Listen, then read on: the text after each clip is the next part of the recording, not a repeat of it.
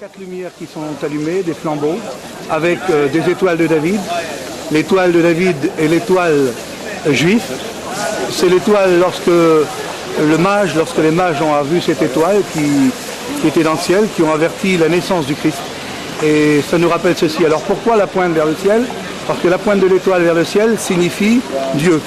Et vous voyez dans le bas toute la largeur qui va en triangle vers le bas. Alors Dieu qui descend mais qui se répand dans le sens infini, si vous voulez, sur toute la terre. Du ciel, Dieu voit toute la terre. Et si on prend l'étoile et qu'on la retourne à l'envers, c'est la montée des prières des hommes vers Dieu. Alors, 5e salon, si vous voulez faire en chronologie.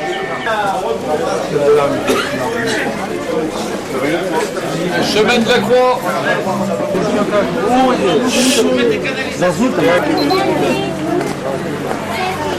Et le lendemain de son emprisonnement, c'est bien ça, tu me corriges, Rudy? Le lendemain de son emprisonnement, il a été présenté à Ponce Pilate, jugé par Ponce Pilate. C'était un vendredi. Un vendredi? Samedi, dimanche, samedi. C'est là qu'on ne sait pas exactement le... Voilà, oui, on ne sait pas si... Chargé de la croix. Et il est monté, chargé de croix, au calvaire, au Golgotha, nous irons tout à l'heure. Maintenant ici, sur cette place, étant donné que Jésus est passé, ça a pris de l'importance pour la chrétienté. On a trouvé des traces de cette forteresse où Jésus était emprisonné. Ils ont trouvé des emplacements où on dit que là, sur cette église actuelle, écoutez, c'est trop beau ce qu'il dit. C'est trop beau ce qu'il dit. C'est le lieu, c'est important. Et là, si vous voulez, c'est là où il a été couronné d'épines. Dans une petite église où on voit le dallage de cette forteresse antonienne, où on voit aussi les jeux romains. Il y a une partie des jeux romains. Oui, c'est ici, une autre partie qu'on voit chez les sœurs de Sion. On va essayer de s'y focaliser parce que...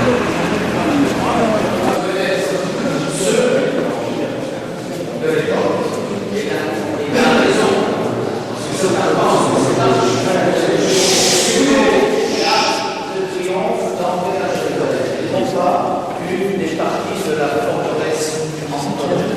On verra tout ça à la maquette. Ici, jugé chargé d'abord. C'est ici qu'il a. Voilà qu'il faut forteresse tribunal, ça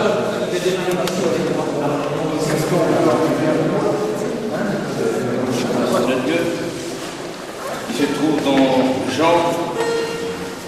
Jean 19 au verset 16.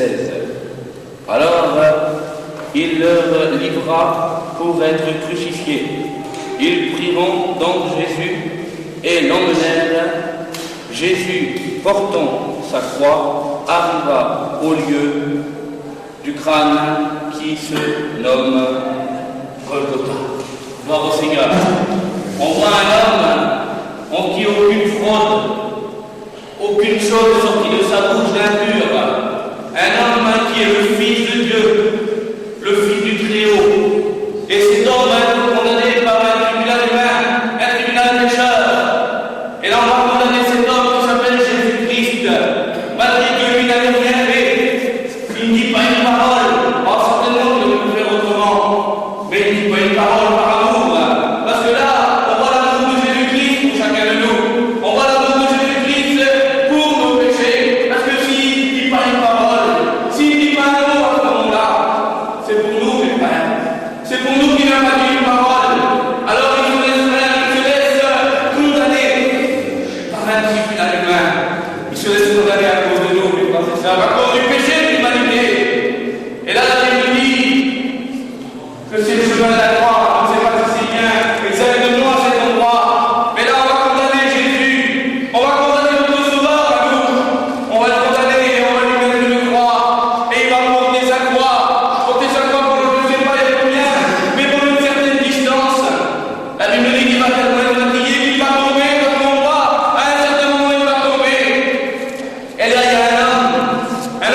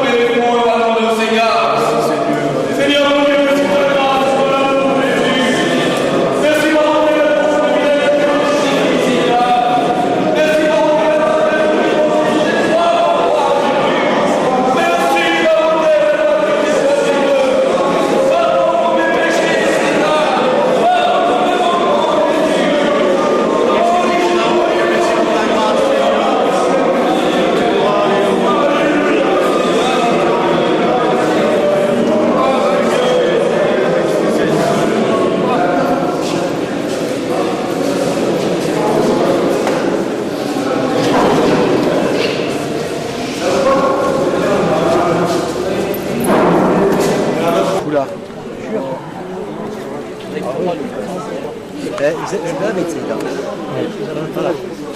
C'est les réservoirs. Ça n'a pas intérêt d'avoir fait ça. Tu vois là par exemple là. C'est comme une piscine municipale, quoi. C'était des douches, des bains, pas des intérêt à avoir bains. Pas une piscine comme il y a aujourd'hui quoi. C'était des bains. Mais c'est là-bas que le malade était guéri. Bah, le malade il se trouvait à l'extérieur de la piscine, il pouvait se trouver là. Comment t'imagines l'ange, toi? trouver Comment là, t'imagines là-bas, l'ange? là. Mais c'est pas l'ange qui vient avec un bâton, mais donc. Mais non, c'était un ange qui venait d'une façon. Parce que il venait, il bougeait l'eau, mais pas dans le sens physique, il venait pas physiquement, il ne voyait pas. L'eau a jaillissé. Au moment qu'elle jaillissait, qu'est-ce qu'il faisait des malades? Il descendait dans l'eau, et puis il se baignait le premier, dit la Bible, qui descendait dedans, il était guéri. Pourquoi l'ange faisait ça, vraiment? Ben, c'est parce que c'était voulu de Dieu, tu ne peux pas faire Et les autrement. pierres, ils se sentaient pas les pierres, là. Ah mais non, parce que tu vois, regarde bien là, c'est une Et alors, base il y a une chose que de je pense, colonne là. byzantine. Ça a été construit après Jésus, ça a été construit sur les ruines de l'ancienne Piscine qui avait dans le fond. piscine de Bethesda. Qui est dans le fond.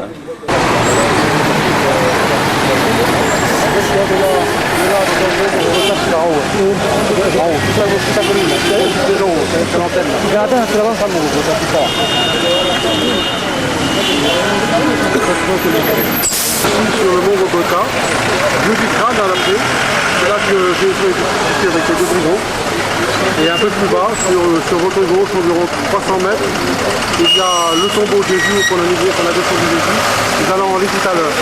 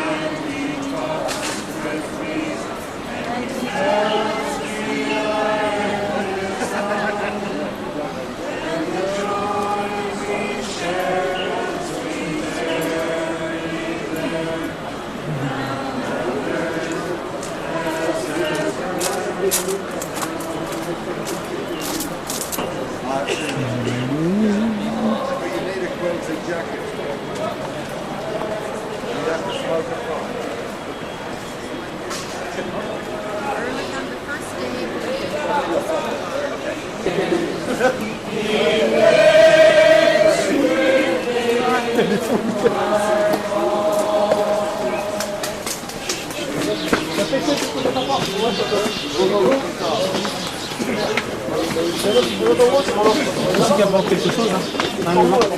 Qui c'est qui apporte quelque chose? Ah, je sais pas. Golgotha. Bonjour. Là, nous sommes au mont Golgotha.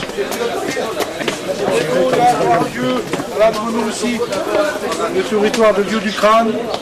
Et plus bas, il y a le tombeau de Jésus-Christ. Alléluia, gloire à Dieu.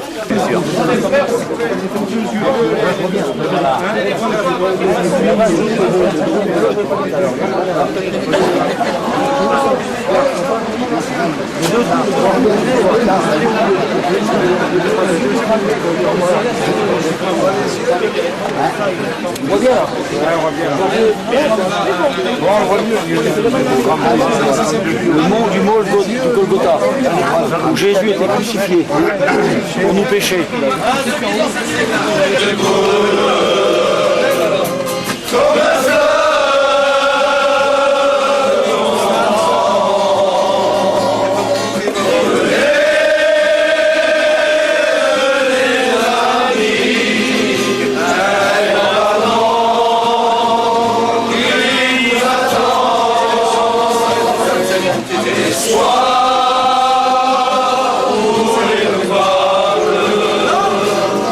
Et sois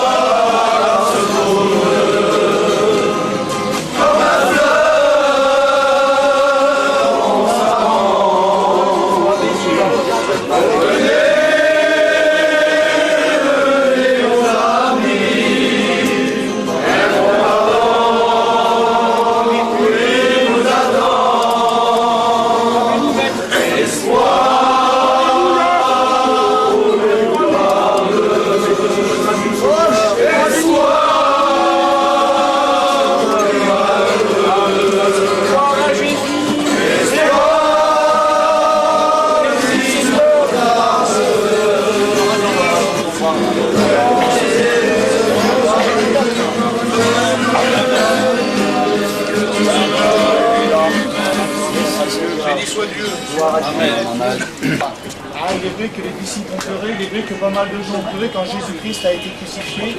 Et mon cœur est dans la joie parce que à l'endroit où Jésus-Christ a été crucifié, au milieu du crâne, eh ben, ça n'a pas été la défaite, mais ça a été la victoire. Amen. C'est là où Jésus-Christ a remporté la victoire. La Bible nous dit qu'il a démontré à toute la création qu'il a été vainqueur. Amen. Et on va lire le passage dans la parole de Dieu. Ça se trouve dans Luc au chapitre 23 et verset 33. Lorsqu'il fut arrivé au lieu appelé Crâne, ils le crucifièrent là entre deux malfaiteurs, l'un à droite, l'un à la gauche. Jésus dit, Père, pardonne-leur parce qu'ils ne savent pas ce qu'ils font. Se partagèrent le vêtement et tirèrent au sort. Le peuple se tenait et regardait. Les magistrats se moquaient de Jésus et disaient, il a sauvé les autres, il se sauve lui-même. S'il est le Christ, l'élu de Dieu. Les soldats ainsi se moquaient de lui, s'approchant en lui présentant du vinaigre. Il disait, si tu es le roi des Juifs, sauve-toi toi-même. Il y avait au-dessus de lui cette inscription, celui-ci, le roi des Juifs. Et un petit peu plus, on va pas dire que ce serait trop long, verset 39, il nous a parlé de 3 hommes. Et j'aimerais rappeler ceci parce que l'évangile de Luc au chapitre 17 et verset 25, c'est Jésus qui parle avec les disciples. Et les disciples sont inquiets pour le retour du Seigneur, sa seconde venue. Et il dit ceci aux disciples, il dit avant tout, il faut que le Fils de l'homme, il parlait de lui-même, il faut qu'il souffre avant tout et qu'il soit rejeté par toute par Jérusalem, en un mot. Et Jérusalem, c'est vrai que ne l'a pas accepté, mais nous sommes là ce soir, nous avons accepté le Christ, amen. Et la Bible nous dit qu'avant, il a fallu qu'il souffre beaucoup. Et pour que Jésus-Christ soit monté à la croix du Calvaire, il a fallu qu'il souffre beaucoup. Et c'est pour chacun d'entre nous qu'il est monté sur la croix du Calvaire. Et la Bible nous dit, au verset 39, il nous est parlé de 3 hommes. Et là-dessus, je voudrais insister là-dessus parce que c'est quelque chose de merveilleux. Il nous est parlé de 3 hommes, d'un sauveur qui était au milieu, qui était Jésus-Christ, d'un sauvé et d'un perdu. La grâce était là. La Bible déclare que le voile du temple s'est déchiré du haut jusqu'en bas. Là, quand Jésus-Christ a été crucifié, il y avait 2 hommes, à côté de lui, il y avait 2 brigands. Elle nous a dit que pourtant c'était des brigands, c'était des malfaiteurs, ils avaient fait n'importe quoi, c'était des brigands. Et nous a dit qu'ils ont été crucifiés avec Jésus, mais il y en a un qui a su reconnaître la gloire de Dieu. Il y en a un qui a su reconnaître Jésus comme le Sauveur. Et c'est là que je voudrais en venir parce qu'il a regardé Jésus. Il lui a dit, Seigneur, souviens-toi de moi quand tu seras dans ton règne. Et Jésus va dire, aujourd'hui, tu seras avec moi dans le paradis. Et ce qui est merveilleux, c'est que à travers la croix du Calvaire à Golgotha, il nous est dit que le voile du temple s'est déchiré du haut jusqu'en bas. Et à partir d'aujourd'hui, quand il y a eu la croix du Calvaire qui a été dressée, que Jésus a été crucifié, Jésus-Christ a ouvert la porte du ciel pour toute la création. Le salut a été donné aux hommes pour ceux qui veulent l'accepter. Et à la croix du Calvaire, il y en a un qui l'a accepté, l'autre, et nous a dit qu'il n'a pas voulu accepter Jésus, il s'est moqué de lui. Mais en un mot, sur ces 3 hommes, il y en a eu un qui était sauvé. Il y a eu le Sauveur qui a nous donné sa vie pour tout le monde. Et il y a eu celui-là qui a été perdu. Et ce soir, nous qui sommes là ce soir, pour ceux qui ont accepté le Seigneur, c'est un jour, ce voyage en Israël, c'est quelque chose de merveilleux. On est ému, on pleure, on a la bénédiction, amen. Et là où nous sommes ce soir, au lieu du crâne, ça a été la victoire, amen. Ça a été la victoire de Jésus-Christ pour toutes les nations. Et il est victorieux dans notre vie, amen. Il est vrai que nous sommes dans ce monde, mais nous n'en faisons plus partie. Le monde n'a plus d'effet sur nous. Nous sommes des vainqueurs, amen. Nous sommes vainqueurs en Jésus-Christ. Et cet homme qui n'a pas voulu accepter Jésus-Christ, et nous a dit pourtant que la grâce, le salut était tout près de lui. Et nous, Jésus-Christ, il est à nos côtés, amen. Et c'est si simple d'accepter le Seigneur. Et dans cette soirée, toi qui es là, toi peut-être qui n'as pas fait la paix avec le Seigneur, peut-être que tu n'as pas fait d'expérience avec le Seigneur, ou peut-être que tu es rétrograde. Le Seigneur est tout près de toi. La grâce est tout près de toi. Sache que tu peux l'accepter. Tu peux faire un choix ce soir. Le voile du temple s'est déchiré du haut jusqu'en bas. Jésus-Christ a ouvert la porte du ciel pour tout homme rentre. Mais il nous est dit qu'un jour il reviendra. Et la porte du ciel sera fermée. Amen. Quand Jésus-Christ va revenir, il n'y aura plus d'autre moyen. Alors, quand la grâce, la Bible, on a chanté ce cantique de la croix, la grâce coule comme un fleuve constamment. Et dans cet après-midi, la grâce coule encore, amen. On peut venir puiser dans le torrent de Dieu. Un fleuve, c'est quelque chose qui est inépuisable. Les ruisseaux de Dieu sont pleins d'eau. Et ce soir, si nous avons soif, alors approchons-nous de Jésus, amen. Il est celui qui veut nous donner à boire. Gloire au Seigneur, je ne voudrais pas aller plus loin. Et j'aimerais prier le Seigneur avec vous. Seigneur, nous voulons te bénir. L'élément aussi qu'on retrouve dans les textes, le jardin. Le jardin avec les réserves d'eau, avec un pressoir, c'est aussi pour fouler le raisin aussi, et la tombe, une tombe dans un grand jardin, qui était la tombe d'un riche ami, frère de Jésus spirituellement, hein, qui a offert son tombeau. Étant donné la précipitation du sabbat, du vendredi, il fallait terminer avant que commence le sabbat. De la terre, tu retournes à la terre le plus vite possible, ce qu'ont pu faire ces hommes.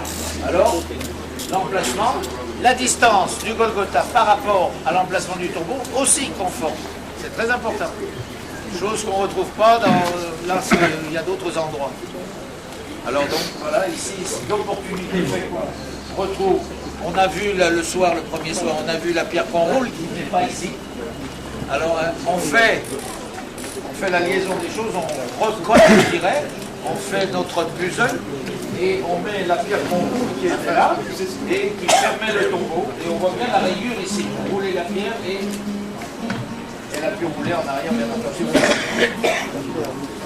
Maintenant, il y a quelques traces de construction, de première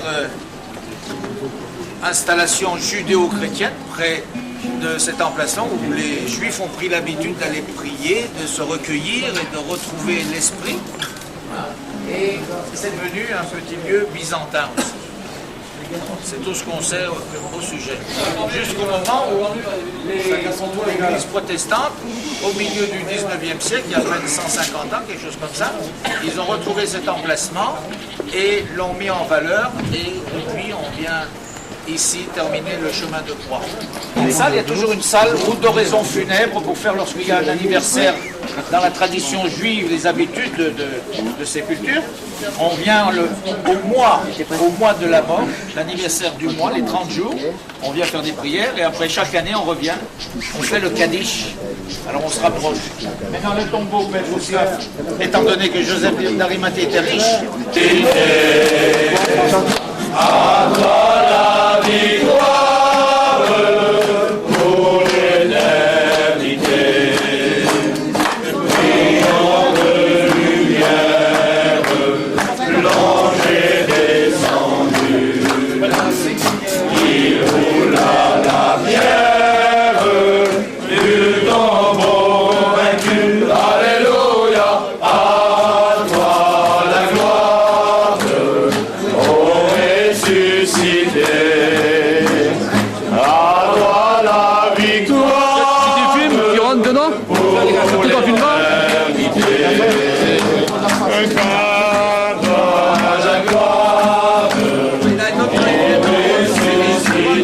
Les ballons Voilà, on est au tombeau de Jésus, quand il était enseveli, et la Bible nous déclare qu'il a été enseveli ici, et que le troisième jour il est ressuscité, amen. Un ange est venu, ils ont roulé la pierre, et Jésus-Christ est sorti du tombeau vivant, amen. Jésus-Christ a été ressuscité, et il est présent au milieu de nous, chacun dans notre cœur. C'est ce qui est merveilleux, c'est ces endroits où nous sommes bénis ensemble. Gloire au Seigneur. Que Dieu vous bénisse à chacun d'entre vous. Merci Seigneur.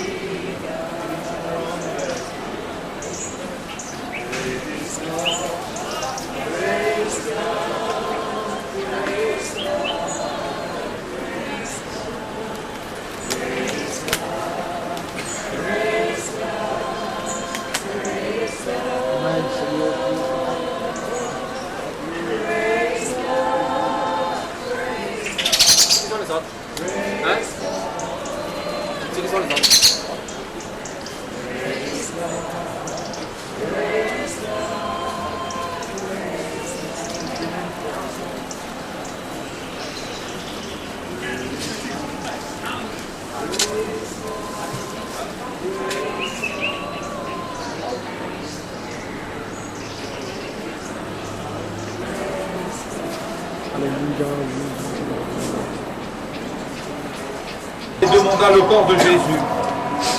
Il le descendit de la croix, l'enveloppa d'un linceul et le déposa dans un sépulcre taillé dans le roc, où personne n'avait encore été mis. C'était le jour de la préparation, et le sabbat allait commencer. Les femmes qui étaient venues de la Galilée avec Jésus accompagnèrent Joseph.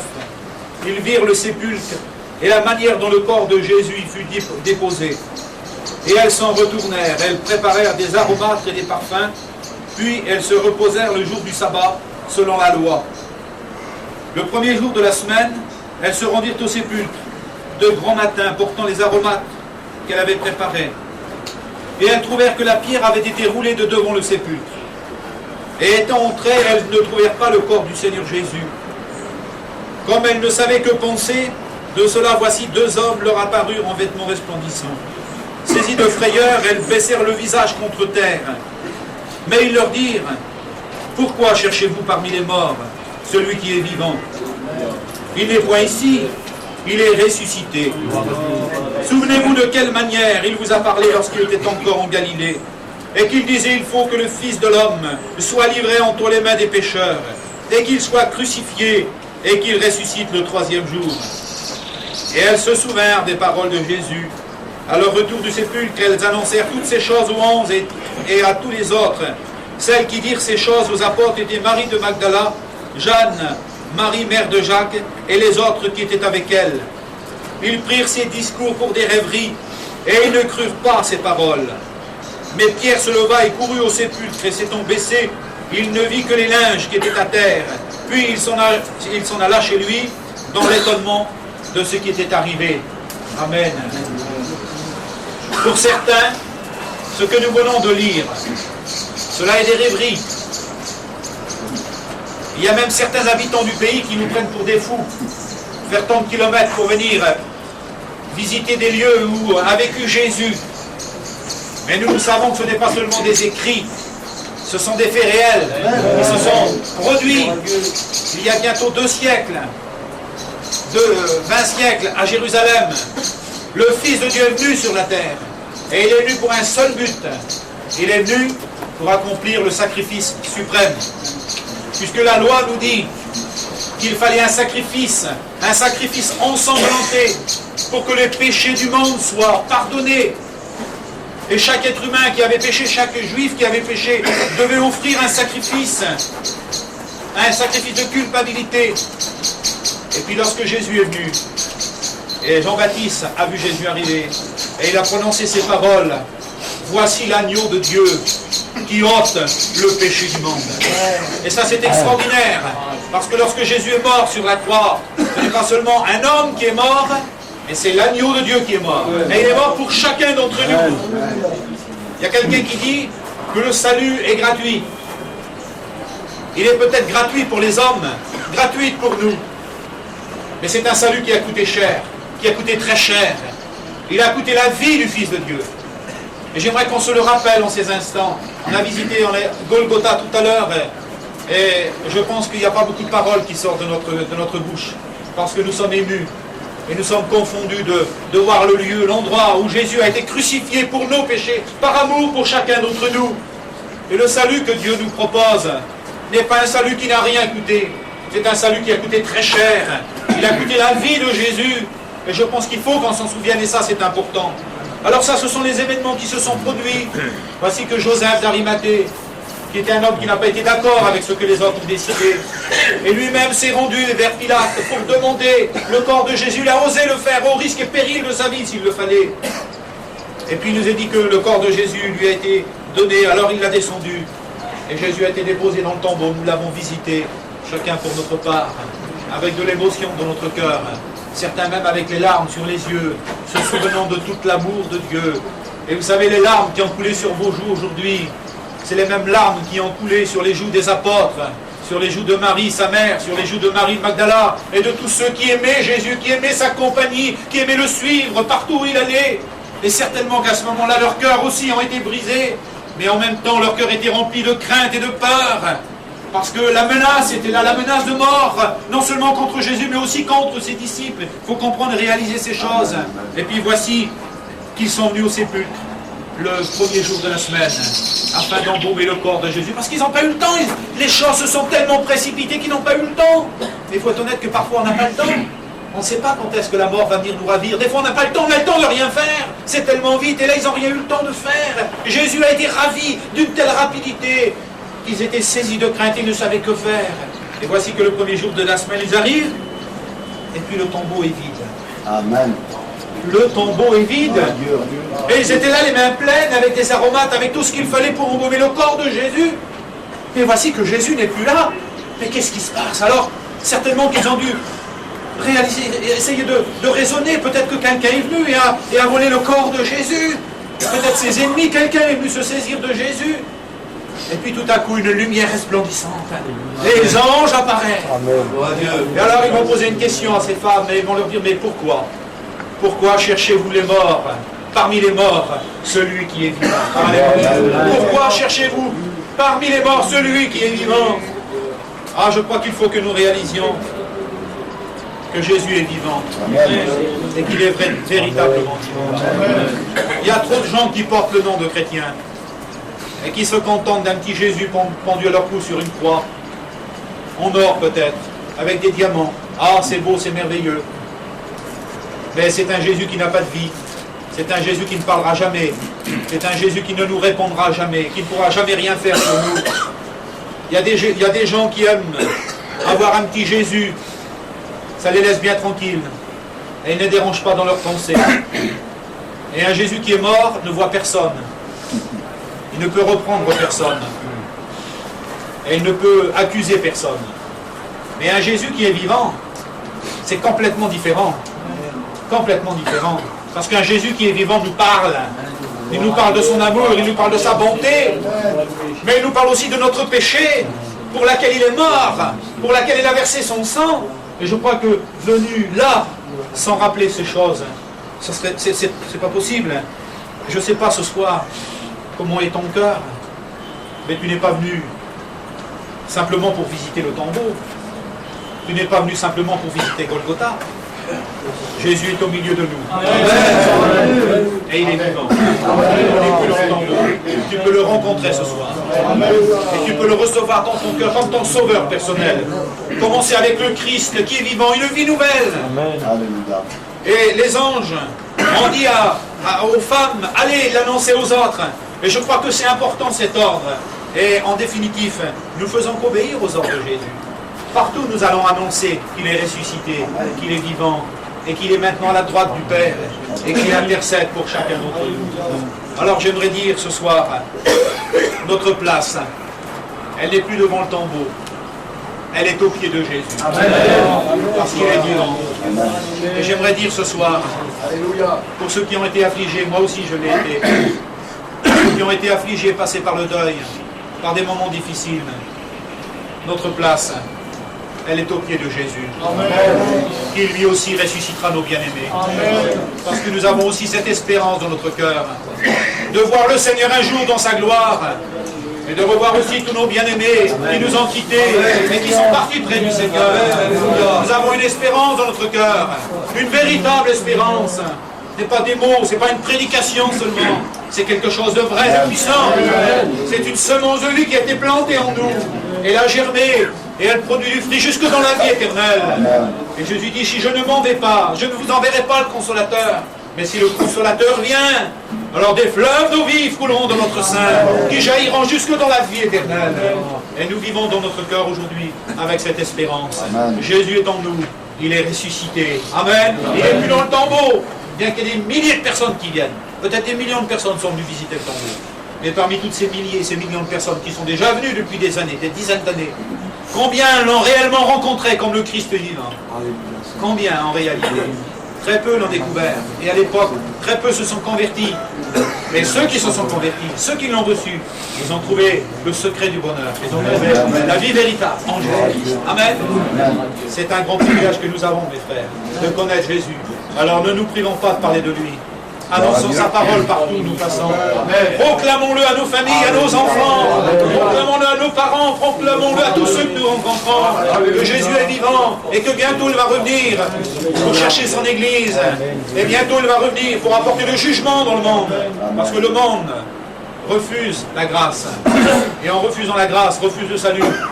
Et c'est l'attente terrible d'un jugement éternel, nous dit l'Écriture. Que Dieu soit béni. On va prier. En réalité, on a fait le chemin de la croix. Là, on a commencé par la maison de Caïphe. Notre frère Lolo, il a apporté de la pensée du Seigneur. Et on a été peut-être un petit peu troublé par tous les magasins, toutes les rues qu'on a fait. Et on n'a peut-être pas pu imaginer en réalité véritablement la scène. Mais je crois que pour réaliser, pour comprendre, il faut imaginer, essayer de laisser tout l'extérieur qu'on a pu voir là. Et de penser dans son cœur et de réfléchir, Seigneur, à partir de la maison de Caïphe, Seigneur, jusqu'à la maison de Pilate. Et là, on peut comprendre et réaliser quelles étaient les souffrances du Seigneur Jésus. Déjà, il nous a été dit que dans la maison de Caïphe, il a été maltraité. Il a été battu, il a été bafoué. Après, on l'a emmené dans la maison de Pilate où il a été fouetté. On lui a mis une couronne d'épines, il a été ensanglanté. Il a été meurtri pour chacun de nous.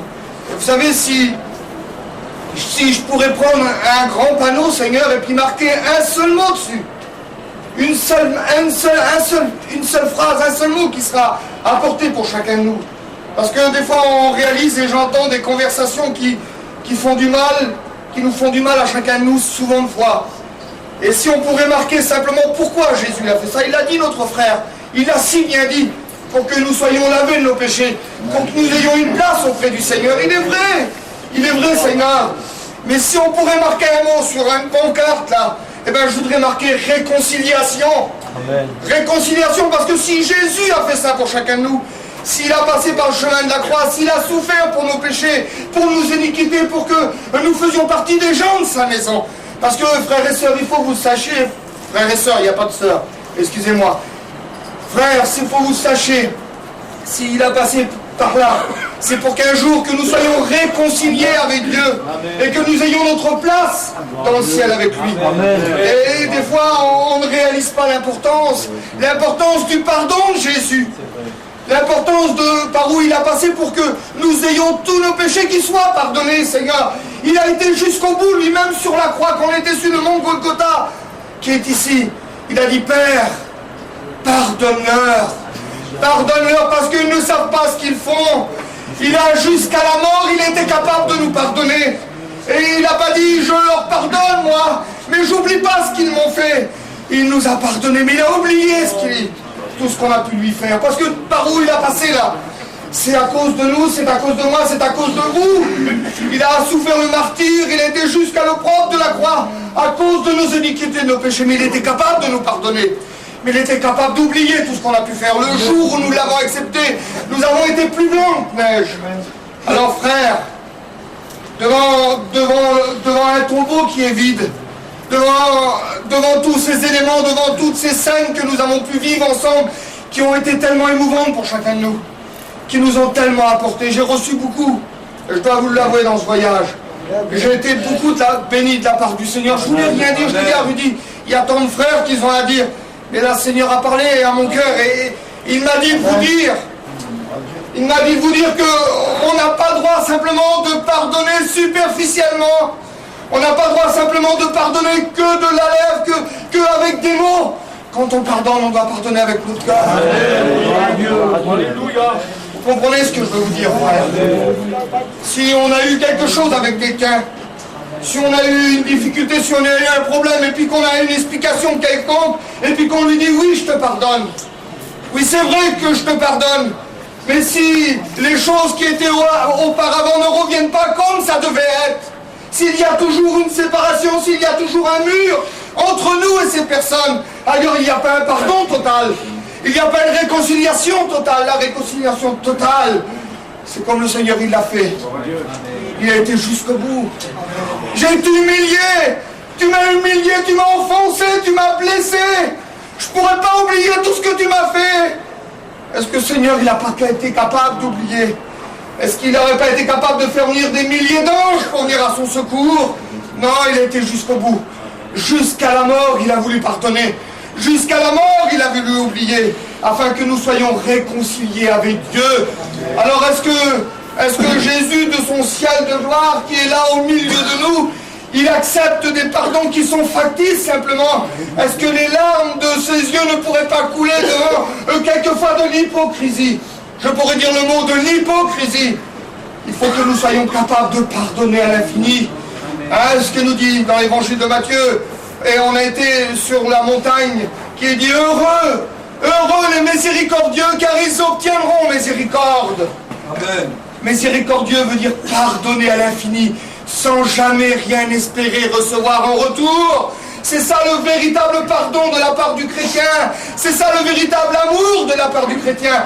Pardonner sans jamais rien espérer recevoir en retour. Que nous soyons de ces hommes. Eh frères, c'est le secret de la réussite d'une vie chrétienne parfaite avec le Seigneur. Savoir pardonner, savoir oublier comme le Seigneur l'a fait à la croix.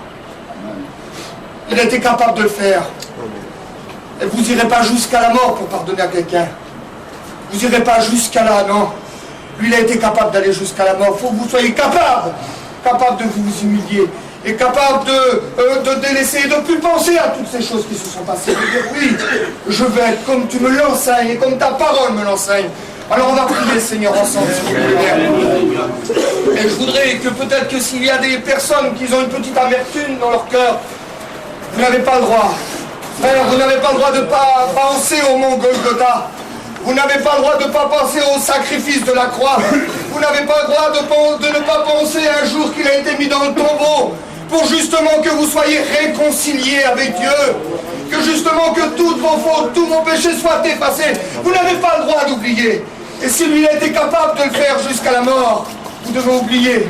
Vous savez ce que nous dit la Bible? Il dit qu'il prend nos péchés et les jette dans le plus profond de la mer. Il les oublie complètement. Tout ce qui a pu être fait, je le jette derrière moi. J'oublie, j'efface tout. Tout j'efface. On va prier le Seigneur ensemble.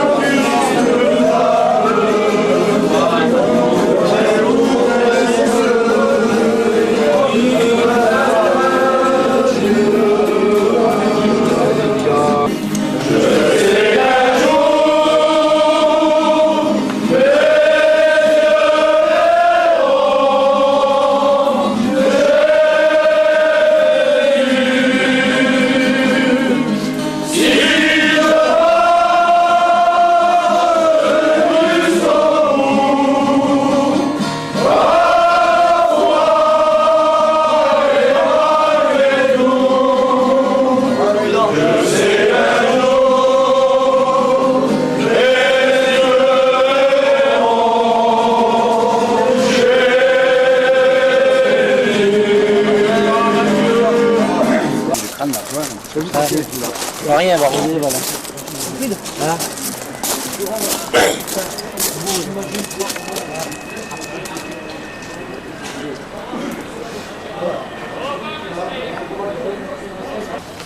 Après, ils vont donner une documentation.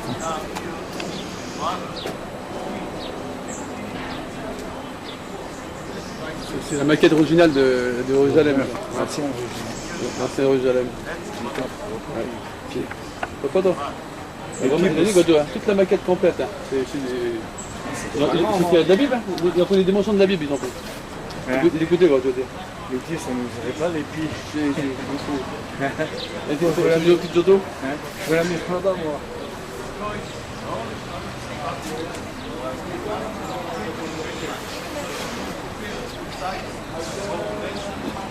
Faut tourner doucement, tu sais, ça tourne un peu vite des fois. C'est un petit peu stable sur ce machin.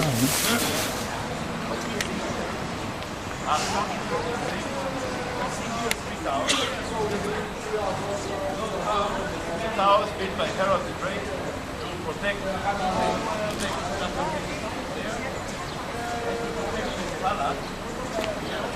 The palace today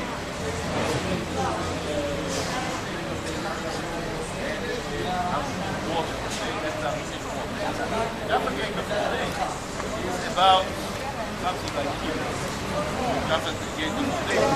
Les tours, tout, c'est bien fait mal.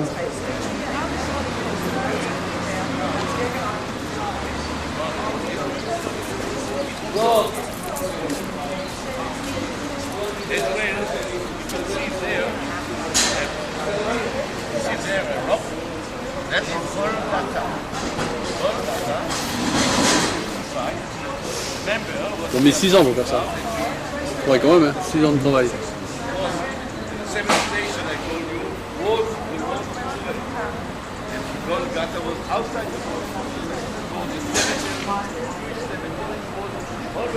Ça fait le bout avec, quoi.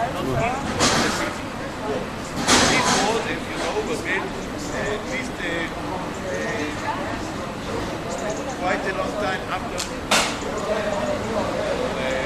these 15 years after. Then we're here the most, then outside.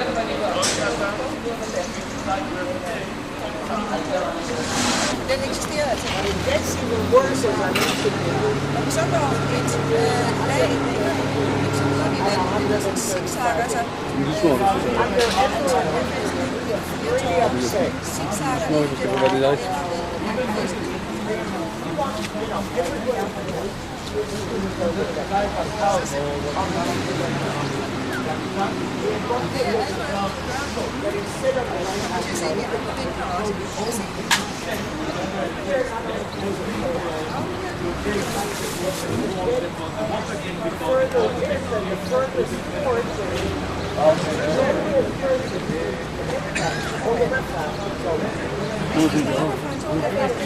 Bon, ouais. Oui, il y a des choses dans l'air.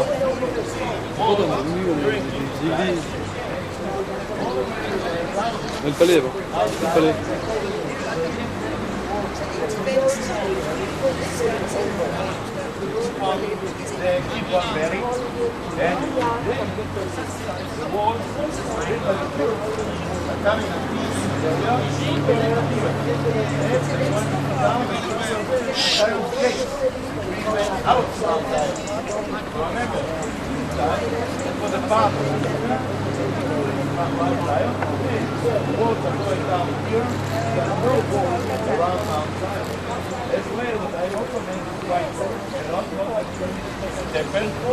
And also before it,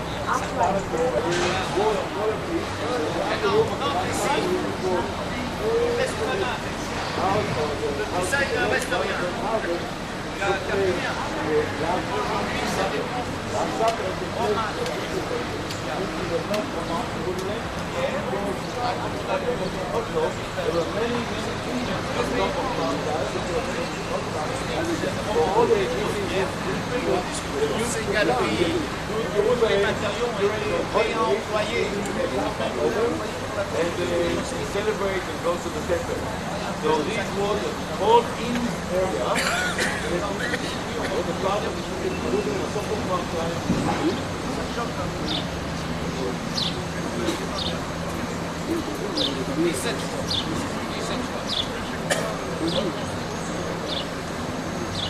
mais il y a des gens qui mélangent aussi des fois les guerres. Aussi qu'il y a des guerres. La ville a été prise. L'ouverture que vous voyez là. Vous voyez là. Là on monte au temps. C'est pour ça qu'on monte toujours au temps. Et le temps délimitait la partie nord de la ville. Il n'y avait rien de tout ce que vous voyez là. Ok. Il a été Outside the wall on the major road. Over there, that is the area of the driving school. That is close to be visited. Today, I hope. All the bulk of the body, the long neck, the long wall. that is the area where we commemorate the crucifixion and the burial. Although from the 4th century, that area over there has been remembered.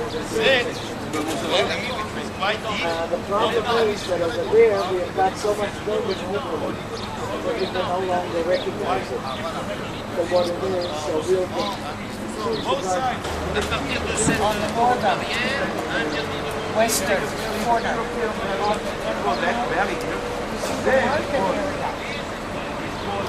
From which Jesus was taken back and forth. When the cross was so emphasizing, so when he was taken back,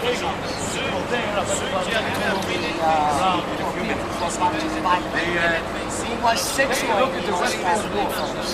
At the Fortress Antonia, because that Fortress Antonia was the headquarters of the Roman people. Here, we have the area Today, you know what happened. of Herod's palace. Herod was always so afraid of being assassinated that he never let anybody to close it. Excavations from there, growth.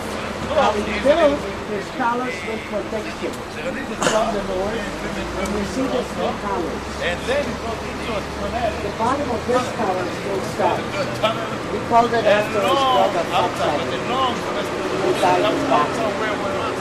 Then the big palace out there, it's where you see responsible for him getting education. These are the only two buildings that are not and I have any competition. they were okay. Killed this From you know that it was a Roman, it was wrong, but Professor Abiona, if he knows any idea where exactly it was located, so he took places to try to locate it, but it's not that. Some yesterday, here at the corner, you see one bridge, one arch with the step down. To lead down to the next down below. That was until You see a red arrow with the bridge to the other on the wall of the temple, on the outside supporting wall of the temple there. That is our bridges. You with me? That is the site of what some of you may have been calling the Wailing Wall, or the Western Wall, and a site that we shall be visiting, probably on Sunday. Okay, here is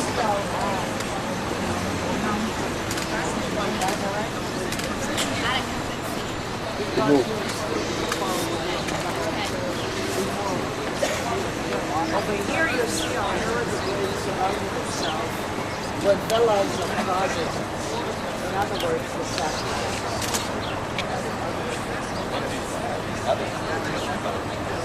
Okay, please. אתה מוכן לסלק אותו ממני פה? מי? מי? אני מדברת. מי לא שלי? אוקיי, פול. תראי את זה עם הפתקים הצהובים. To see and to hear about city of David. Look, the first town that was conquered by David 3,001 years ago was the Jebusi town, and that was this area here. That's it. That's low. That's it. Nothing of what you see here was there. Nothing at all. That was natural protected by the Tiraphion Valley. One side, the Kidron Valley, other side gave natural protection to that slope from 3 different directions. Only from the north it was open. That's the reason also that you see, read in the Bible, so the Old Testament, all the problems of Jerusalem start from the north. So it actually was during World War II. David wanted to build the houses here, don't forget, these are not David's houses. This is Jerusalem. 2,000 that's a place, area. David wanted to build on top of Mount Moriah. The temple, but God didn't allow him because his sword was full of blood. He can't get him out. So only his son, Shlomo, Solomon, has built what we call the often is upper. So it's up from there. Upper here and upper there. Then went up to the Mount Moriah to build also the other day one. We saw the very left part of some original steps that I told you that these were the original steps that used to lead up to the temple area where money changers and all that took place. That was the area here, which was the main entrance to the temple. Underneath, put the horses and everything what you came with. Then had stepped up to the temple area of Mount Moriah. Join here. Go find the man carrying the masters of the set up the masters. You've got a problem. Can you see that every house here? Oh! Here are the two main entrances now of the people to get up. Remember, the whole entire part of Mount Moriah is considered as the Temple Mount, but not as the Temple. Temple itself was a lot smaller. It says Temple Mount was part of the temple area, was the whole entire area of Mount Moriah. See here, there are a few Il faut rouler l'escalier, bon. Là, c'est l'escalier. where everyone can come and stay and be all the way around among the pillars there. Right? See what they did here around. Then it says, the Bible had three different parts. Lamp, they called it lamp. All, sometimes it's shrine. C'est bon, faut que je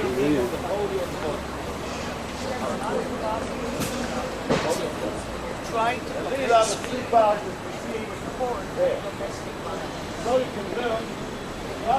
Here you can see the Golden Gate, which we see today. Remember the double locked closed gate about here, with the cemetery here. Remember the story? That's the original Golden Gate. We are from the east. So let's go a little bit.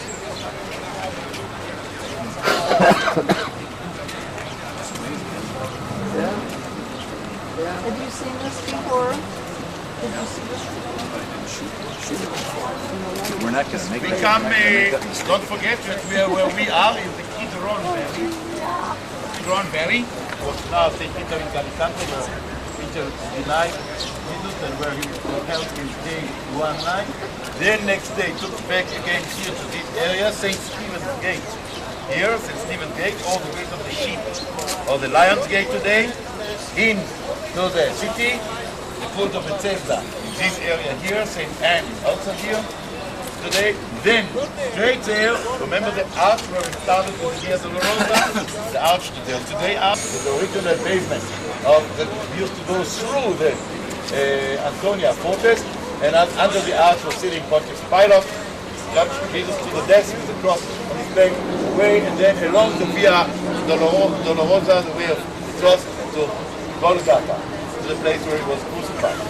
The Burg of Antonia, those four huge towers, was the Roman headquarters. In those days, that was of course very logical. It made a lot of sense because if the Romans want to control the Jewish life of the Jews or riot or whatever, they had to sit next to the temple and above to have the whole control here, because if they wouldn't sit on the temple area, they wouldn't be able to control the Jewish life.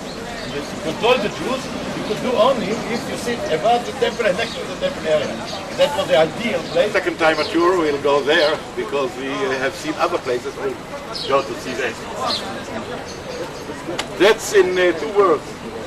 What's to talk about that model? That I know that some of you want to take some good pictures, and especially now from there up there, you can take very good pictures.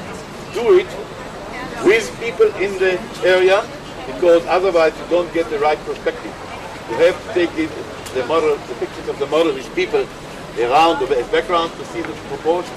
So we'll do it. So it's a little bit before 8:45. Do us a favor, in a matter not to run too fast uphill to the visitation, Church of the Visitation. We would like to leave at 9 o'clock. I'm sure that's enough time. At 9 o'clock we leave with the bus from down there. Okay? Thank you very much for your time.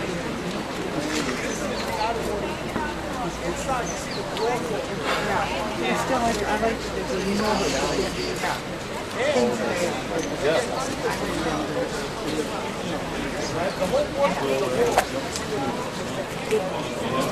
Yeah.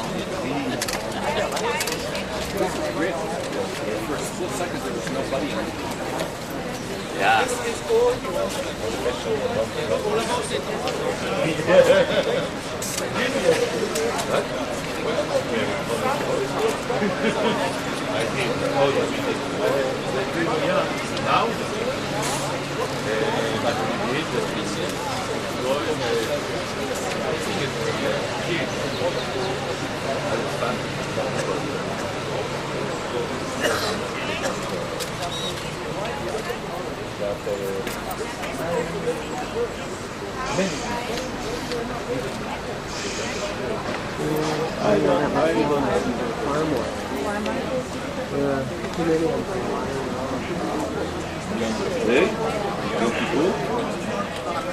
Family stays at home. Hi. My Yom Kippur for the last 19 years.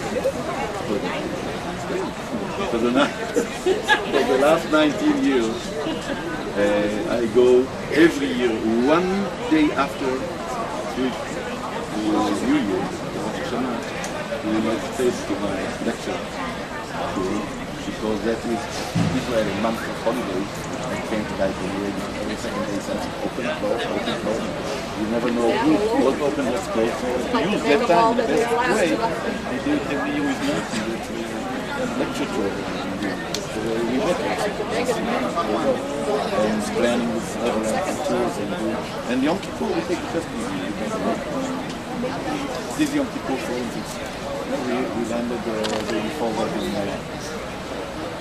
Portland, Oregon, car and Yom Kippur in Shabbat. Friday afternoon in Shabbat we took the run the Columbia River, easy, and Oregon coast. Most beautiful coast. And only Saturday evening, Saturday evening, I go to the first. But I'm not, for me, not the same. Not the point. The point is really the passion. Not the point of making the film in so much of the cinema. This was very Greek one. For one of the Greek connectors, one of the Greek kings, came after Alexander, the rule of the 2nd century. There are four is that the name. We don't call it in Joppa, and we call it in the Bible it appears Yaakov. It is some... Jeffrey or George or... No. It is more Hebrew, it's closer to the word. My mother said the family over there, but if the help was still there, just fair. Mom told me that one year they were living in this hole, and it was out in the country, it was so cold, and they all stuck in the kitchen and the stove. And when I told my husband, you didn't get out to me, what they call a baby.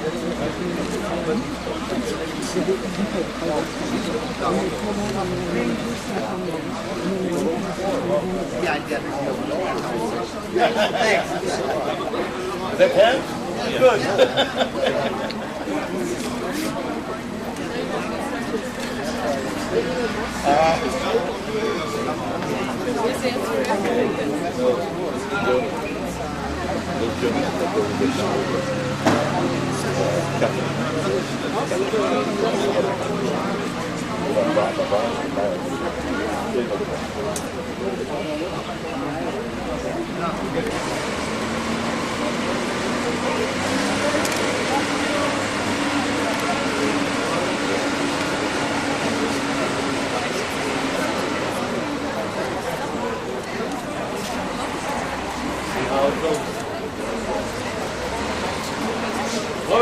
Probably if I would be although I have to tell you, it would be a tremendous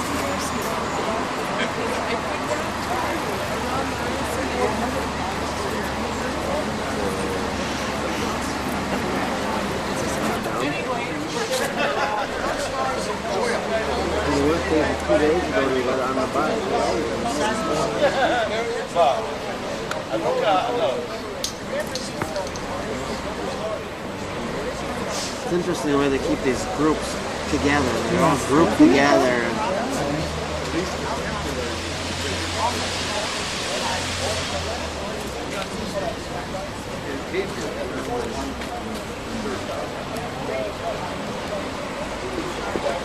And the Persians came again in 1617 and wiped it out.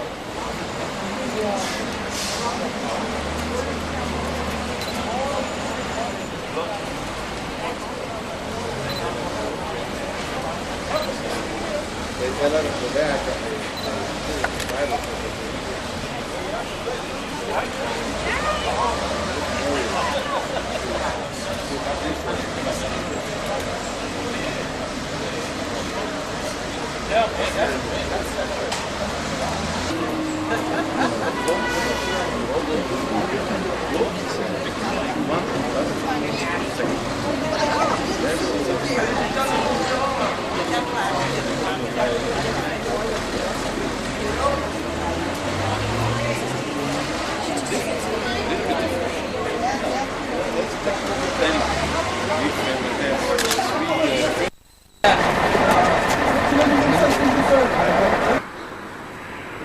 À l'auberge du Bon Samaritain.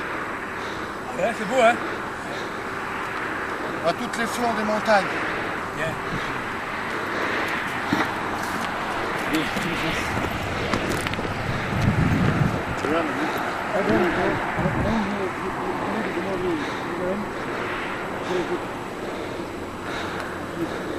Il a passé là, il a vu le Samaritain.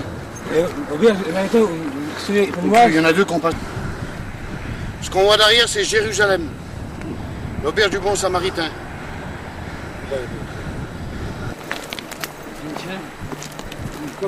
Et vous étiez opéré, moi?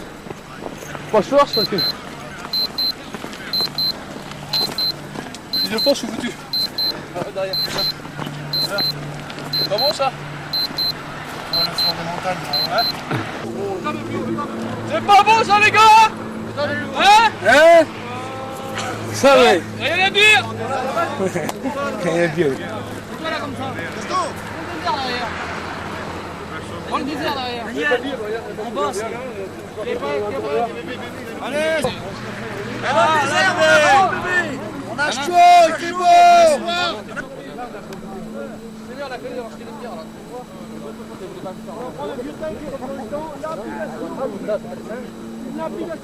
Bouge pas, j'arrive! Qu'est-ce que vous voyez ici, là? Hey, qu'est-ce que vous voyez là? C'est des cactus! Des cactus! Allez dans le désert, ça pousse. C'est bien ça, hein? Alléluia!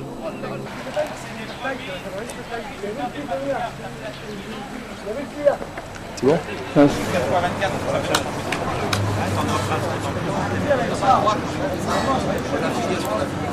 On aura chanté l'ancien, 24, ça fait 84, 4 fois 24, ça fait 87. Pour visiter ce beau pays, là où Jésus il a marché. En Israël, on a été pour y prier. On a prié dans nos jardins des oliviers. En Israël, en Israël.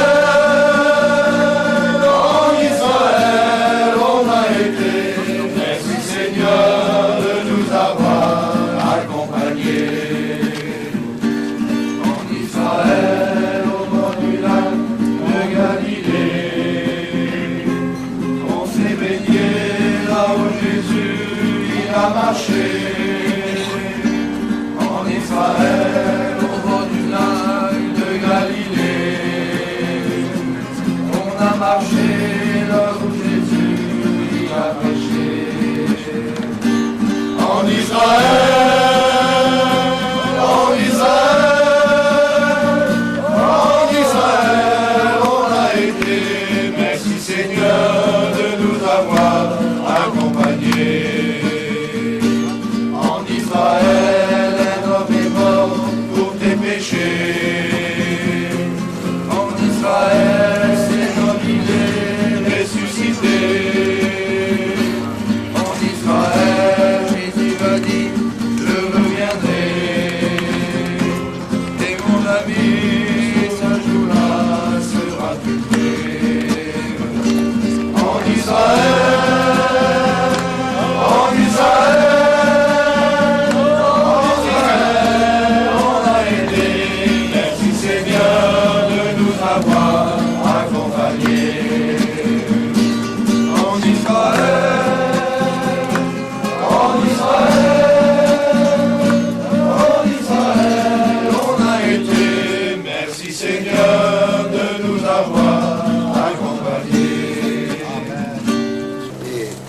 combien de fois nous avons écouté parler, et là nous le voyons de nos propres yeux, c'est que Jésus a pu dire cette belle parabole. Et cette parabole, en réalité, elle s'adresse pour nous, chrétiens, enfants de Dieu.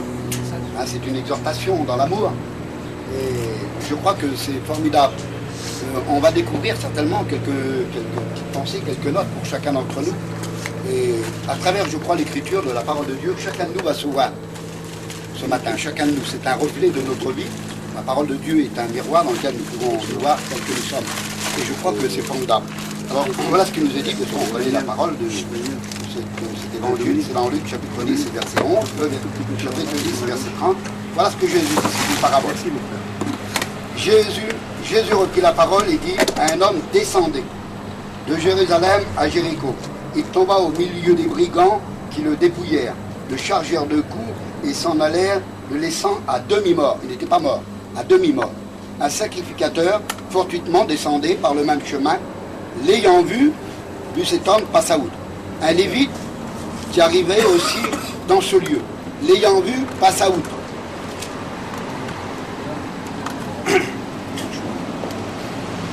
Un lévite descendait, mais un samaritain, alors lui il ne descend pas, on va voir la différence, mais un samaritain qui voyageait, étant venu là, fut ému de compassion lorsqu'il le vit. Il s'approcha et banda ses plaies, en y versant de l'huile et du vin. Puis il le mit sur sa propre monture, le conduisit à une autel et prit soin de lui. Le lendemain, c'est le futur ça, pour chacun d'entre nous, l'avenir. Le lendemain, il tira 2 deniers, les donna à l'autre et dit « Aie soin de lui, et ce que tu dépenseras de plus, je te le rendrai à mon retour. Amen. » Je crois que c'est formidable. Pourquoi le Seigneur a-t-il dit cette parabole? Parce que la Bible dit que les hommes religieux voulaient l'éprouver. Ils voulaient l'éprouver, ils voulaient savoir ce qu'il y avait au fond de son cœur. Et c'est un docteur de la loi qui voulait lui poser une question pour éprouver le Seigneur, en réalité un peu pour se moquer de lui. Mais le Seigneur l'a pris à son propre piège et il lui a dit, qu'est-ce qu'il est écrit dans la parole du Seigneur? Alors il est écrit, tu aimeras ton Dieu, hein, c'est ce qu'il va dire en tu aimeras ton Dieu de toute ton âme, de toute ta force, hein, de toute ta puissance, hein, et tu aimeras aussi ton prochain. Et même lui, voulant se justifier, il va dire, qui est mon prochain? Qui c'est mon prochain? Alors c'est là que Jésus va commencer à lui dire ce que je vous ai lu. Et là, la Bible dit que là, un homme descendait de Jérusalem à Jéricho. Et c'est pour ça qu'on a dit, à Jérusalem, on n'y va pas, hein, mais on monte à Jérusalem. Et il n'est pas bon de descendre. Alors, ce matin, je pense que notre cœur reste toujours sur la montagne de Jérusalem. Nous avons été à Jérusalem, que jamais, au sens spirituel, vous me comprenez bien, que jamais nous descendons. On restera toujours toute notre vie. Restons toute notre vie. Si nous voulons être bénis, jamais plus il faut descendre, mes frères. Mais on reste à Jérusalem. Parce que c'est tellement dangereux de descendre. C'est pour ça que il va dire, il descend et là, il va tomber au milieu des brigands qui vont le dépouiller et le laisser à moitié mort. Pourquoi? Eh bien nous, en réalité, on a la vie maintenant. Le Seigneur nous a donné la vie. C'est pour ça qu'il faut rester sur la montagne sainte, près de lui. C'est là qu'on est bien, c'est là qu'on est béni, c'est là qu'on est encouragé, c'est là qu'on est fortifié. Il ne faut jamais plus descendre. Mais nous, si nous descendons, on ne va pas tomber au sens spirituel, vraiment sur des brigands qui vont nous taper. Mais c'est le monde d'aujourd'hui qui nous entoure, qui nous agresse, qui nous attire par la convoitise, par le péché, par tout ce qu'il y a dans le monde. Et c'est ça qui nous fait trébucher, c'est ça qui nous fait tomber. Alors on ne peut plus descendre dans le monde. Le Seigneur a pu dire, vous êtes dans le monde, mais vous n'êtes plus partie du monde. Alors il ne faut pas descendre parce que quand on descend dans la vallée, dans la ville, alors on voit tellement de choses qui nous agressent notre cœur, nos pensées, nos sentiments, nos yeux, nos regards. On est agressé. Et combien d'entre nous peuvent rester à demi-mort sur le chemin? Mais là, il va prendre cet homme à son propre piège. Ah, il a voulu éprouver le Seigneur. Il va commencer, il va dire, un sacrificateur descendait aussi. Il va dire, descendez. Un sacrificateur, eh ben, il ne doit pas descendre. Sa place, un sacrificateur, c'était au temple. Et le temple ne se trouvait pas n'importe où. Le temple se trouvait sur la hauteur à Jérusalem, comme vous l'avez vu, comme moi. Et bien ce n'était pas sa place à lui. Il était là-bas, il avait sa place. Comme chacun d'entre nous a sa place. Et nous ne devons pas descendre. Et là, en réalité, il va parler que de la religion, c'est du bidon, hein. Un petit peu ce que le Seigneur voulait lui faire comprendre. vous n'êtes que des religieux. Hein. Vous avez de belles paroles, vous connaissez la loi, vous connaissez la Torah, mais en réalité vous ne la mettez pas en pratique, ça ne sert à rien. Vous n'avez pas de cœur, vous n'avez pas d'amour, vous n'avez pas de compassion. Parce qu'en réalité, il va dire, cet homme a vu, cet homme qui était à demi-mort, l'ayant vu, il l'a vu, il ne l'aurait pas vu encore. Mais il l'a vu, il a passé haute, il ne s'est même pas arrêté. Et pourtant, vous savez, le sacrificateur, pas le souverain sacrificateur, parlons pas de lui, mais simplement le sacrificateur, c'était la plus haute magistrature qu'il y avait. Il connaissait la loi et il était un homme juridique, il était un homme qui apportait un conseil. On venait le voir, on venait lui demander, on venait le conseiller. Il était celui qui bénissait le peuple, il est celui qui parlait de Dieu, de la part de Dieu. C'était un pasteur en réalité. Hein, c'était quelqu'un d'important, mais il n'avait rien dans son cœur. Donc son cœur était vide. Ben, que nous ne soyons pas des religieux, Seigneur. La religion, c'est un monument, c'est mort, ça n'a pas de vie. Mais la vie du Christ, ce n'est pas un monument, mais c'est une vie qui se prend au passage et qui se continue jusqu'à dans la vie éternelle. C'est une vie qui marche, c'est une vie qui apporte, c'est une vie qui est vivante, c'est une vie qui est émouvante. C'est pas simplement, sur le plan historique, un monument. Lui, il n'avait rien dans son cœur, c'était une pierre en réalité. Le cœur, c'était une pierre, c'était mort, c'était sec, il n'y avait pas la vie. Et puis bon, on va le voir aussi, un Lévite descend aussi. Il descend aussi, et puis en réalité, le Lévite, aussi, on pourrait dire aujourd'hui, c'était le diacre, parce que lui, il ouvrait les portes, et il s'occupait des affaires dans le temple, c'était le diacre de nos églises, c'était un homme de Dieu qui connaissait la parole de Dieu, qui connaissait tout, et pourtant, il est pareil. Mais la Bible déclare que ici, là, c'est ça qui est formidable, mais la Bible dit que là, mais un Samaritain qui voyageait, et puis c'est le Seigneur, parce qu'on retrouve partout cette parole. Le Seigneur, la parole du Seigneur, la Bible dit que quand il voyait les grandes foules, le mot qui l'accompagne, quand il voyait, qu'est-ce qu'il y avait? Son cœur était ému de compassion. Ça se rapporte à lui, ça. Le Samaritain, c'est Jésus. C'est le bon Samaritain, il voyage. Et lui, qu'est-ce qu'il va faire? En le voyant, il est ému de compassion. Ému de compassion veut dire déchiré dans ses entrailles. Il est ému, on ne peut pas, ça sort de sa vie, de ses entrailles. Et quand il voit cet homme à demi-mort tomber sur le chemin, un jour, il est passé près de nous. On n'était pas morts, parce que le Seigneur ne s'adresse jamais à des morts. Le Seigneur parle qu'aux vivants. On n'était pas morts, on n'appartenait pas au Seigneur, mais on était à demi-mort. On était entre la vie et la mort, près de mourir. Et un jour, le Samaritain, pour chacun d'entre nous, il est passé. Et quelle compassion il a eu. Moi, j'étais tombé dans cette prison. J'étais dans cette prison le jour qu'il a passé. Et puis là, il m'a trouvé dans cette prison, dans le Liban, là. Et puis il m'a relevé. Et croyez-moi que j'étais abattu, je dis devant Dieu, j'étais abattu dans cette prison. C'était pour une agression d'une personne âgée. Je devais passer aux assises. C'était des années de prison pour une chose que je n'avais pas commise. Des années renfermées. Voilà ce que le monde nous apporte. Le monde nous laisse à demi-mort. Il nous frappe, il nous emprisonne, il nous enchaîne, il nous tue le monde. Mais là, il est venu le bon Samaritain et j'étais découragé. J'avais 4 enfants à l'époque. Et il a versé son huile. Il est venu avec son esprit. Il est venu avec son vin, symbole de la joie. Je vous le dis qu'il est venu avec sa joie dans la prison. Je le dis devant Dieu, quand je l'ai rencontré, on n'est pas joyeux en prison. Quand j'étais en prison, après je dis qu'en prison j'étais en liberté. C'est dans le monde que j'étais en prison. En prison j'étais en liberté parce qu'il a versé son huile. Il a pensé mes plaies. Lui, c'est le Saint-Esprit. Nous en avons besoin. Il est venu avec son vin. Et quand j'ai rencontré le Seigneur, je parlais au raclé de tout. Il m'appelait mon frère déjà. Il m'appelait mon frère. Je dormais dans cette prison avec la joie. Je me réveillais avec la joie. Je n'étais plus tout seul. Il avait trouvé un compagnon, le Samaritain. Il était à mes côtés, il était avec moi. Je parlais, je dialoguais avec lui. Je ne connaissais pas le Seigneur auparavant. J'étais un homme qui galvaudait dans le monde et je me suis souillé dans ce monde. Comme vous et moi, pareil tous, de chacun à notre façon. Mais c'était quelque chose de terrible. Et là, c'est une chose qui est terrible.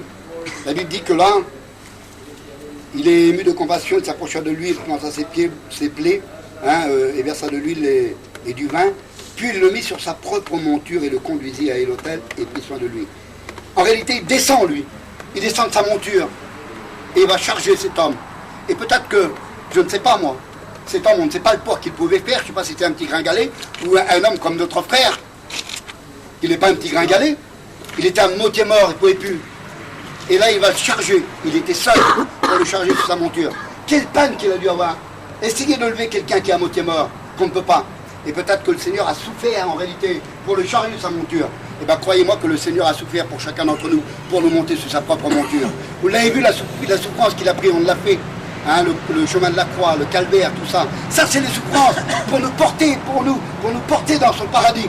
C'est la souffrance qu'il a pris pour chacun d'entre nous en réalité. Alors comme il a dû souffrir, il est descendu du ciel de gloire afin que nous puissions monter. Il l'a monté. Et où c'est qu'il l'a conduit? Il nous a conduits dans l'église céleste, dans l'hôtellerie. Il nous a conduits à l'hôtellerie. Parole de Val, quelle beauté. Et à l'hôtellerie, alors là, la Bible dit que, là, il va dire, tu vas prendre soin de lui. Il pourrait parler un peu au Saint-Esprit, en réalité, je sais pas, c'est une image. Hein, le Saint-Esprit nous garde, nous conduit, nous dirige, nous enseigne, nous rappelle, nous met à part. Hein, nous a pas laissés seuls. Parce que la Bible dit que lui s'en va. Il dit, même s'il y a encore un petit peu qu'il faut que je te redonne, eh ben, à mon retour, il part, il laisse cet homme en bonne main à l'hôtellerie. Alors l'hôtellerie, ben, on se rafraîchit, il y a de l'abondance, il y a un bon lit, hein, on peut se reposer, on peut manger, on peut se rafraîchir. Eh ben, le Seigneur, dans l'hôtellerie où il nous a amenés, on peut se rafraîchir. Il y a de l'eau en abondance, Seigneur. C'est l'église de Dieu, nous faisons partie de l'église de Dieu. Chacun de nous dans le monde entier, eh ben, c'est l'église de Dieu. Nous sommes le corps du Christ. Et là, c'est ce qui est formidable, il est parti, il a dit tu prendras soin. Mais comme il y en a qui n'ont pas eu la patience d'attendre le retour du Seigneur, il a dit je reviendrai. Ah, il y en a qui disent ça fait 2000 ans. 2000 ans qu'il revient, il ne revient pas. Alors il y en a qui sortent un petit peu de l'hôtellerie de l'église. Et ils vont un petit peu galvauder dans le monde. Et puis quand ça les enchante, ils rentrent. Ils reviennent un petit peu parce qu'à l'hôtellerie, c'est vrai, quand on s'en va un petit peu, puis qu'on pêche un petit peu, et puis que le Saint-Esprit nous accuse, parce qu'il a dit à quelqu'un, tu prendras soin de lui. Alors quand il part un petit peu, celui qui lui a dit, il prend soin, il dit, rappelle le maître ce qu'il a fait pour toi et tu pars, tu t'en vas. Et il a dit d'attendre le Seigneur, parce qu'il va revenir un jour. Alors il y en a qui n'attendent pas, il y en a qui partent un peu dans le monde, ils reviennent, ils partent, ils reviennent, et ils marchent un petit peu, tantôt à gauche, tantôt à droite, on fait selon ce que bon nous semble, hein, on dit ce qu'on veut. Au mieux d'attendre le Seigneur à l'hôtellerie, il nous l'a dit, eh bien ayons la patience, mes frères, d'attendre par Rodéval, parce que je crois que bientôt il va revenir. Et où c'est qu'il les prendra? C'est ceux qui seront à l'hôtellerie. Ceux qui seront en dehors de l'hôtellerie, sur le sens spirituel, vous me comprenez bien, c'est là qu'on doit l'attendre. C'est à l'hôtellerie. Et vous vous rendez compte qu'il a dit encore, si encore je dois quelque chose, même encore, il payera encore pour nous. Je ne sais pas ce qu'il fera, je ne sais pas ce que ça veut dire, je ne sais pas, hein, mais je crois que c'est formidable. Eh bien, je crois que nous ne devons plus descendre. Hein, descendons jamais plus de la Jérusalem. Restons à Jérusalem. Hein, pour Jojo qui est à Lens, ça sera Jérusalem pour lui dans son église. Pour vous qui êtes à Rennes, pour vous qui êtes à Saint-Brieuc, pour vous qui êtes à Laval, pour nous, dans nos églises, avec nos frères et nos sœurs, en réalité, nous sommes toujours dans la Jérusalem, nous sommes toujours dans la hauteur, mais jamais descendons. Descendre, c'est la perdition, hein, c'est la faiblesse, c'est la fatigue, c'est la mort peut-être pour certains. Hein, ou alors il y en a qui vont revenir, gloire à Dieu, il y en a qui partent et qui reviennent. Mais il y en a qui partent et qui ne reviennent plus, parce qu'ils ne sont plus à demi-mort, ils sont complètement morts. Et bien je crois que ce que le Seigneur demande de chacun d'entre nous, c'est que c'est très très très dangereux de descendre, et nous l'avons vu pour cet homme. Et en réalité, ce n'est pas la religion qui nous sauvera, ce n'est pas notre savoir, ce n'est pas notre intelligence, mais c'est le bon Samaritain qui est rempli d'amour et de compassion pour chacun d'entre nous, qui s'est chargé de nos iniquités, de nos péchés, qui a pris en compte, qui a endossé notre misère, notre péché, notre culpabilité, afin de nous justifier. Hein, je crois que c'est beau. Et en réalité, ce matin, ce que le Seigneur voudrait nous dire à chacun, eh bien, restons dans l'hôtellerie. On est tellement bien. Hein, l'hôtellerie, le bon Samaritain. Hein, ici, c'était pas des routes comme nous, mais quand il descendait, on venait se rafraîchir ici. Hein, on venait se laver ses pieds, c'était la coutume parce que les pieds étaient en sang. Hein, on n'avait pas les bonnes chaussures comme nous, on n'avait rien. Alors je crois que l'hôtellerie, ça représente ça un petit peu. Mais c'est l'église de Dieu pour nous. Donc c'est que le Seigneur nous a rafraîchis. Et bien ce que le Seigneur voudrait nous dire ce matin, attendez-moi. Ne partez pas dans le monde, il n'y a rien parce que il y a les brigands qui sont là. Satan rôde comme un dur rugissant, à qui il va dévorer, à qui il va faire tomber. Ne descendez pas, mais restez. Bientôt je reviens. Là, la parole d'encouragement, bientôt je reviens pour vous, parce que je suis parti vous préparer une place. Alors suscitez cette parole au prix de Seigneur.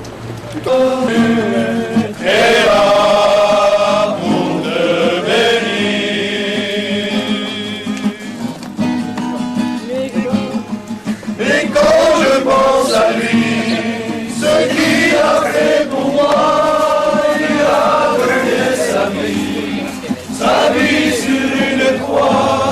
Alléluia.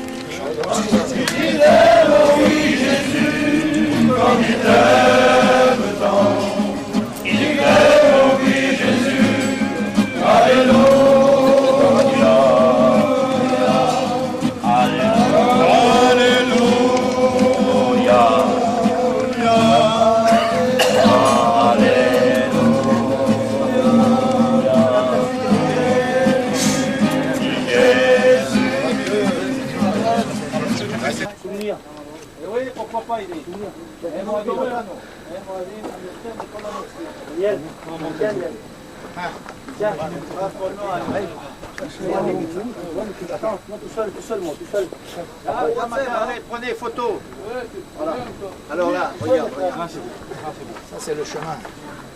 Alors l'ancien chemin où je suis passé là-bas, hein, c'est ça, là-bas, tu vois l'eau, là-bas il y a de l'eau, et tu montes. Tu la vois, ouais, là-bas. Et là tu descends, tu tombes. C'est vraiment le de la tentation. C'est vraiment le chemin. C'est là, c'est ça. Dans le bas alors. Voilà bébé là. Voilà. Ils vont pas monter et descendre. Ça c'est le très clément, malgré qu'il y a des virages, il y a des méandres.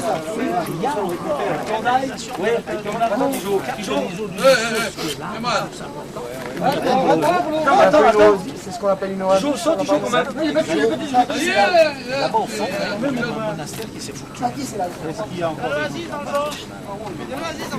coins, les bergers, et puis bon, les... Bouge pas les gars, bouge pas.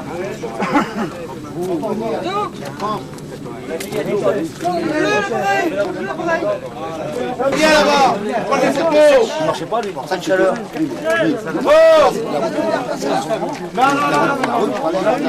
Allez mec, attends mec.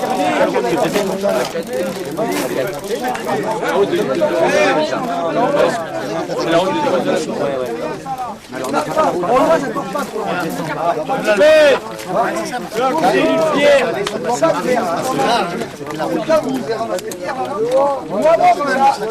Alors, je voudrais faire une petite information.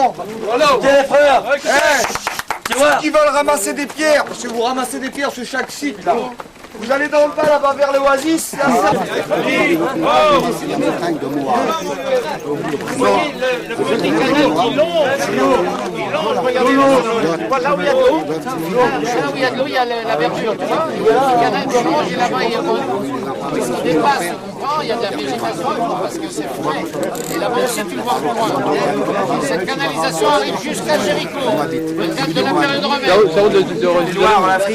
C'est là-bas que le Seigneur a passé. Où il y a les... qui passait avant. C'est aux arbres là. Ouais. Il a passé là, c'était la route. Là, il y a une source. C'est pareil, puis ils allaient à Jérusalem, ils prenaient encore les... Allez.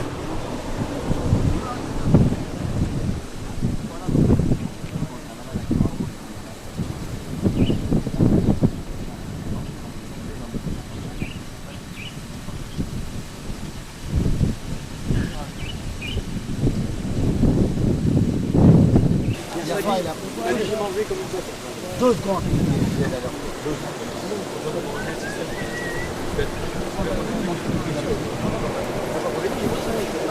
en mer Morte.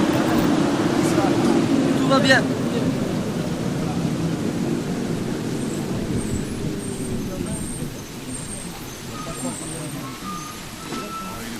Ah oui, oui, oui, bien sûr. Ah oui, il ne faut pas qu'il aille.